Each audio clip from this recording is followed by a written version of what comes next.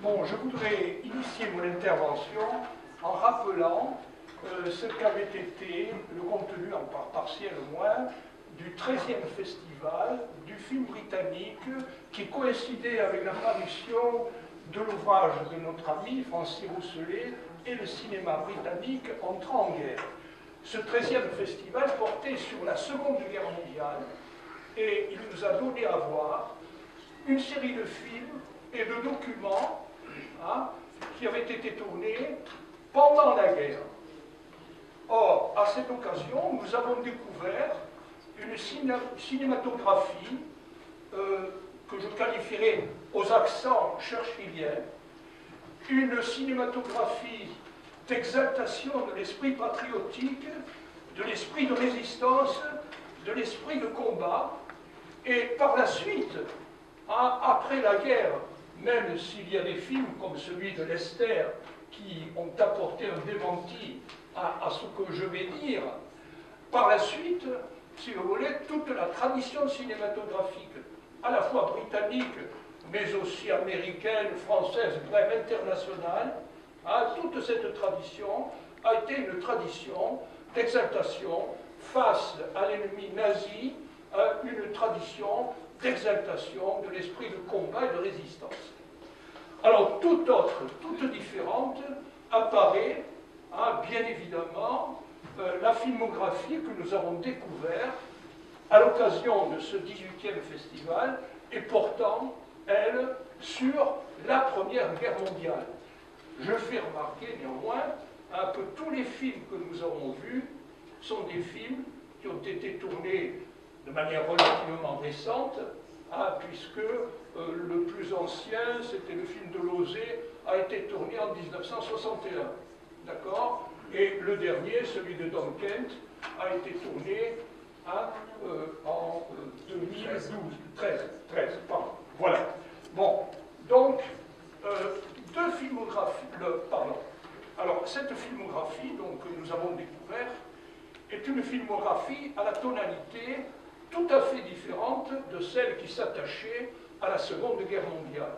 En effet, cette filmographie, nous l'avons vue, portant sur la Première Guerre mondiale, est une filmographie d'inspiration, je dirais, pacifiste, une filmographie de dénonciation de l'inanité de la guerre, une filmographie, bref, antimilitariste. Donc, deux tonalités différentes.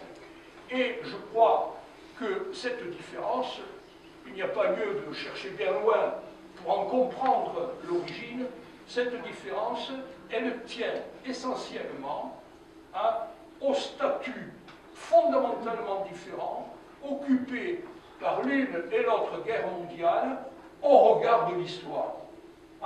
Car si la Seconde Guerre mondiale, en fait, ne pose, au niveau de l'interprétation, aucun problème, ou peu de problèmes, cette filmographie est une filmographie simple, claire, car le combat était simple et clair. Même si, pour la grande honte de notre pays, à un certain moment, pendant un certain temps, les choses n'ont pas été aussi claires que ce que je le dis. Combat qui a été celui, tout simplement, de la justice contre le mal, combat qui a été celui, pour la Seconde Guerre mondiale, qui a été celui de l'agressé contre l'agresseur, combat, si vous voulez, de la lumière contre la nuit obscure de la barbarie. S'agissant par contre de la Première Guerre mondiale, nous avons affaire, en fait, à une guerre qui est une guerre tout à fait problématique. Et même, je dirais que plus on s'éloigne dans le temps, on a fêté le centenaire, et plus le nombre de travaux consacrés à cette Première Guerre mondiale augmente, il y a des dizaines de milliers de livres qui ont été, des centaines de milliers de livres qui ont été publiés sur la Première Guerre mondiale. Plus donc ces phénomènes se produisent, et plus il semblerait que l'énigme grandisse encore. Alors, à mes yeux, l'énigme, elle se situe à 3 niveaux. Hein? Premier niveau, c'est le niveau des origines, des causes de la guerre. Hein? Je signale que l'un des ouvrages traduits en français, hein, qui ont eu dernièrement le plus de succès de librairie à l'occasion du centenaire de la guerre, est dû à un historien australien, hein, qui s'appelle Christopher Clark, et je citerai son titre en français. Ce titre, c'est « Les somnambules ». Les somnambules, été 14, comment l'Europe a marché vers la guerre. En effet, hein, on ne comprend pas, on ne peut pas comprendre, on ne peut pas comprendre comment l'Europe, qui était au fait de sa puissance, de son rayonnement, qui vivait pratiquement en paix depuis un siècle, comment cette Europe, sans qu'aucune raison profonde existât, comment cette Europe a pu ainsi plonger dans la guerre et, en quelque sorte, se suicider elle-même. Il est difficile de comprendre, en fait, je résume les choses ainsi, comment, à partir de la mort d'un seul homme, l'archiduc François Ferdinand, on est débouché sur des conséquences absolument épouvantables, à savoir la mort de plus de 10 millions d'hommes. Alors voilà le premier niveau, le premier problème qui, à mes yeux, se pose. Le deuxième problème, c'est celui des modalités de la guerre. Modalités de la guerre. En effet, dès la fin 14, la guerre se fixe, c'est la guerre des tranchées. Et comme on avait fait à l'origine, en fait, les stratégies ne changent pas. Les stratégies ne s'adaptent pas. On continue, vague après vague, de développer une stratégie fondée sur l'offensive, et ces stratégies aboutissent à des hécatombes inouïes, des hécatombes absolument épouvantables. Songez par exemple que dès la fin 14, 500 000 soldats français sont tombés. 500 000. Voilà. Alors, donc, c'est ce deuxième niveau. Comment l'hécatombe? Pourquoi l'hécatombe? Et surtout, pourquoi les états-majors, jusqu'au bout, ont persisté dans des stratégies débouchant sur l'hécatombe? Enfin, troisième niveau, ce sont les problèmes qui s'attachent aux conséquences de l'hécatombe, à la fois sur le front intérieur, je veux parler des opinions publiques, et sur le front extérieur, c'est-à-dire les soldats qui sont au front. Les soldats, comment ont-ils réagi? Comment ont-ils trouvé, sauf le cas de la Russie, évidemment, où l'armée s'effondre, mais pour des raisons multiples, en 1917. Donc, comment ces soldats, comment cette opinion publique, comment tous ont-ils trouvé la force morale, la force intérieure d'aller jusqu'au bout, d'aller jusqu'au terme? Et pourquoi? Donc voilà les trois niveaux de l'interrogation. Et les films que nous avons vus, permettent d'aborder, non pas de résoudre évidemment ces problèmes, mais enfin, ces films posent. Ces problèmes sont au cœur, que j'ai énoncés, que j'ai énumérés, identifiés. Ces problèmes sont au cœur de la problématique établie par tous ces films. Et c'est leur mérite. Et alors, je voudrais terminer, puisque je parle du mérite des films, et je m'en tiendrai là, rassure-toi, mon cher Francis.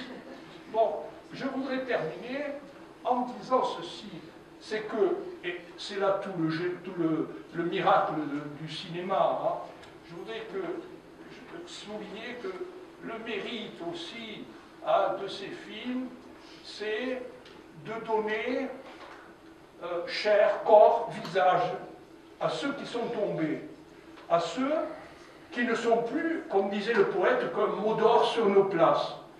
Et étant témoin, je voudrais rappeler que un jeune homme originaire de Nîmes, au prénom bien nîmois, il s'appelait Auguste,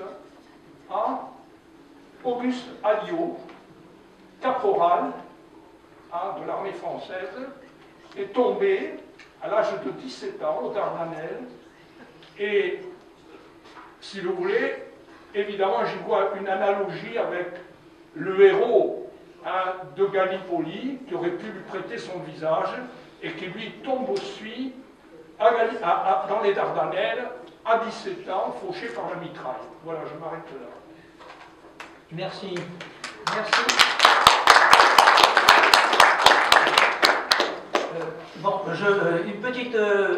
juste avant de passer la parole à quelqu'un d'autre, je voulais préciser une petite chose, c'est-à-dire qu'il y a un film qui n'a pas été mentionné tout à l'heure et qui se trouve un film charnière, qui est celui qu'on va voir ce soir en ciné-concert, qui est un film muet de 1927 sur les batailles de Coronel et des îles Falkland entre les marines britanniques et allemandes. Et ce film de 1927 est un film charnière parce qu'il est, il est encore très patriotique dans son approche, mais il débouche sur une volonté d'humanité à la fin, de vouloir sauver par exemple les marins allemands qui sont tombés à l'eau, et donc, si vous voulez, il y a un changement d'attitude vis-à-vis de l'ennemi et des morts inutiles. C'est ce qui est dit par le commandant de bord. On n'a pas besoin de morts en plus. Donc, et je vous invite à venir voir ce beau ciné-concert ce soir. Un film de 1927, donc filmé bien après le conflit, mais qui commence à entamer une sorte de réconciliation et de relecture de la boucherie qu'a été la guerre. Je veux dire un dernier mot, pardon. Je veux signaler que la plaque commémorative d'Auguste Alliot se trouve à l'angle de la pharmacie, place aux Herbes, face à la cathédrale. Voilà. Voilà. Je donne la parole à Don Ben. Oui. Je voudrais préfacer ce que je vais dire par souligner que je ne suis pas expert sur la Première Guerre mondiale. Je suis réalisateur, j'ai fait un film là-dessus, et puis pour faire ce film, j'ai fait donc pas mal de recherches, donc un petit peu comme vous. Et donc pour dire à Georges, en fait, les trois lignes d'investigation, les questions que vous avez posées, c'est un petit peu pour ça que j'ai fait ce film. Maintenant, je voudrais faire une remarque là tout de suite, là, qui n'a peut-être rien à voir, qui a beaucoup avec ça. Vous avez mis un petit peu la discussion. Et c'est ce qui me frappe dans tout ce qu'on dit là, c'est le pouvoir de l'image, la puissance de l'image par rapport à la guerre. Parce que, rappelez-vous, la guerre du Vietnam, c'était la guerre qui a été le plus filmée, le plus couverte dans l'histoire des guerres. Et c'est justement ces images-là de ce qui s'est passé au Vietnam qui ont retourné quasi toute la population des États-Unis contre cette guerre, au moins qui a fourni beaucoup d'armes comme Sang Ju, qui était contre la guerre. Et le résultat de ça, c'était dans les guerres suivantes qu'ont fait les Américains, en Irak par exemple, et tout ça, on commençait à aller vers des guerres sans images. Je ne sais pas si vous vous rappelez comme ça. On n'avait pas les seules images qui nous étaient permis de voir, c'était des images qui avaient été laissées par l'armée. Autrement dit, on a appris ce mot que je ne connaissais pas avant en anglais, c'est embedded. Les cinéastes et les journalistes étaient embedded avec l'armée, c'est-à-dire qu'ils étaient en gros avec des superviseurs comme ça militaires qui leur montraient ce qu'il fallait filmer et ce qu'il ne fallait pas filmer. Voilà, donc juste cette remarque-là, je pense que ça montre le pouvoir de l'image dans toutes ces guerres-là, et donc un petit peu en répondant aux questions comme ça, la façon dont on a traduit à la fois la Première Guerre mondiale et la Deuxième mondiale. Pourtant, Daesh aujourd'hui utilise... J'allais venir à ça. Voilà, on est passé maintenant à autre chose, c'est-à-dire l'utilisation à outrance, mais ça reflète un petit peu aussi ce qui se passe avec notre métier. Il y avait avant le cinéma, il y avait les films de cinéma. Maintenant, on peut prendre une caméra n'importe où, on peut faire un film avec un iPhone. Et maintenant, donc, le pouvoir de cette image est dans les mains de tout le monde. Et effectivement, ce qui est assez épouvantable quand on voit ces images-là de Daesh et tout ça, c'est la façon dont, manifestement, ils maîtrisent totalement la technique, un petit peu la technique de pub, pour utiliser ce dont je parle là, c'est-à-dire la puissance de l'image comme ça dans la tête des gens. Merci. Yes. Thank you. I'm not an. Who's going to translate? Yeah. I'm not an expert in the First World War, nor in films about the war in general. No, she will translate that to you. Okay, so you have the mic with me. Okay. Vous comprendrez aussi bien que moi, je pense. Mais Inès dit qu'elle n'est pas experte ni dans l'histoire de la guerre, ni en film, dans les films sur la guerre.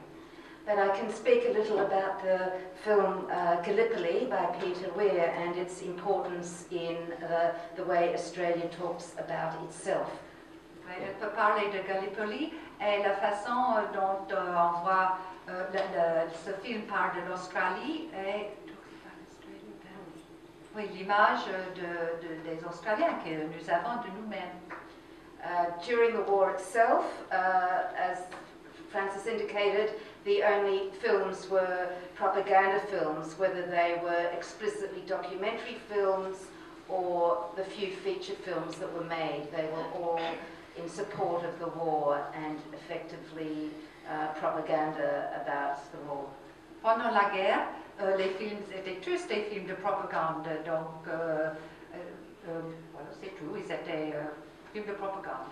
The thing we have mentioned and we must remember is that this was the first war that Australia entered as an independent nation called Australia. C'est la première guerre où Australie a participé comme nation indépendante.